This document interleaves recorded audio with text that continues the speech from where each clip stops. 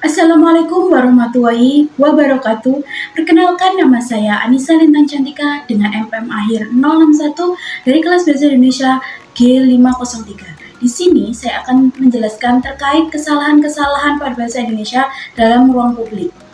Nah, contoh kesalahan-kesalahan penggunaan bahasa Indonesia yang pertama di ruang publik adalah ada tulisan hati-hati dan pelan-pelan. Kesalahan EYD-nya adalah tidak menggunakan tanda hubung pada kata ulang. Sesuai kaidah, penulisan yang benar adalah menggunakan kata hubung.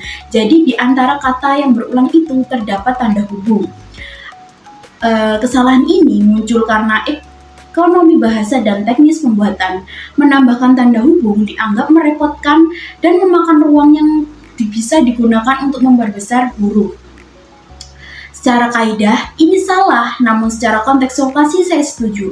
Papan ini di jalan kampung atau perumahan, target pembacanya adalah orang yang sedang melaju. Secara logis, mata manusia lebih cepat menangkap kata-kata tanpa hambatan tanda baca kecil. Dalam urusan keselamatan nyawa, pesan tersampaikan jauh lebih penting daripada tata bahasa sempurna. Alasan kata-kata ini masih dipakai, masyarakat menganggap tanda hubung tidak menambah makna baru dalam konteks peringatan jalan, sehingga kesalahan ini terus diproduksi karena dianggap sudah cukup jelas dan berfungsi dengan baik. Selanjutnya ada kesalahan pada menu warung makan mie ayam. Di situ kesalahan EYD-nya adalah penggunaan singkatan K. Seharusnya di EYD itu menggunakan satuan rupiah. Selanjutnya adalah penulisan mie. Seharusnya penulisan mie itu ditulis tanpa menggunakan huruf E. Dan yang terakhir, kata asing hot atau level seharusnya dicetak miring. Kesalahan ini terjadi karena interferensi budaya digital dan media sosial. Huruf K sangat populer di Instagram atau aplikasi pesan singkat untuk menyingkat ribuan agar tampilan visual menu terlihat lebih bersih dan minimalis. Secara logis, ini salah. Saya tidak setuju. Target pembaca warung makan biasanya beragam, termasuk orang tua mungkin bingung dengan arti K. Penggunaan tulisan mie dengan E juga memperparah salah dalam EYD, di mana orang merasa aneh melihat tulisan mie tanpa huruf E, yang padahal bentuk aslinya di EYD adalah seperti itu. Alasan ini masih dipakai karena efisiensi ruang dan tren. Pemilik warung biasanya merasa tulisan 10.000 terlalu panjang dan padat di papan menu yang sempit, sementara 10K memberikan kesan harga yang lebih ringan secara psikologis bagi para pembeli yang muda. Contoh kesalahan berikutnya adalah pada banner komersial Jeko Anniversary. Kesalahan EYD-nya terdapat pada penggunaan bahasa Inggris secara total, seperti pada kata anniversary, May, delivery, di ruang publik Indonesia tanpa keterangan bahasa Indonesia. Selanjutnya ada kesalahan yang paling fatal, yaitu penulisan May dalam bahasa Inggris yang seharusnya menggunakan I, tapi menggunakan Y.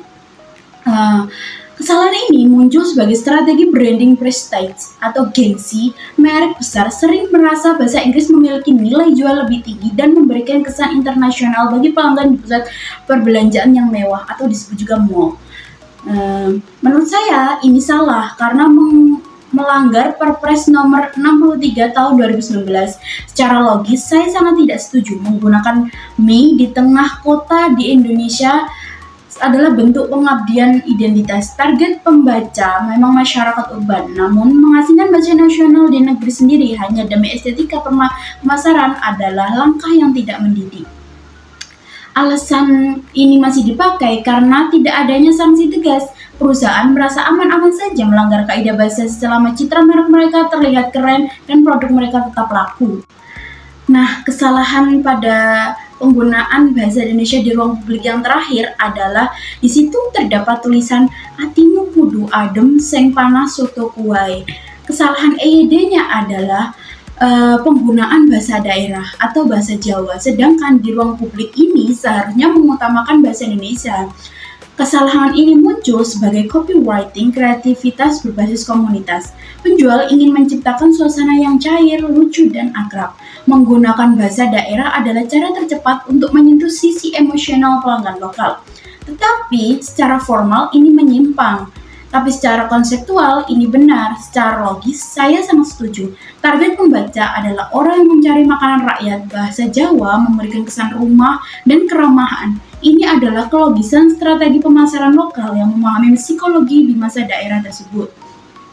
Alasan tulisan ini masih dipakai karena efektivitasnya yang sangat tinggi. Masyarakat Indonesia lebih mudah tertarik pada suatu yang terasa personal dan humoris. Bahasa baku dalam konteks warung soto seringkali terasa terlalu kaku dan membosankan, sehingga bahasa daerah yang salah ejaan justru menjadi daya tarik utama pada pelanggan tersebut. Sekian pemaparan dari saya untuk tugas UTS Mata Kuliah Bahasa Indonesia kelas G503.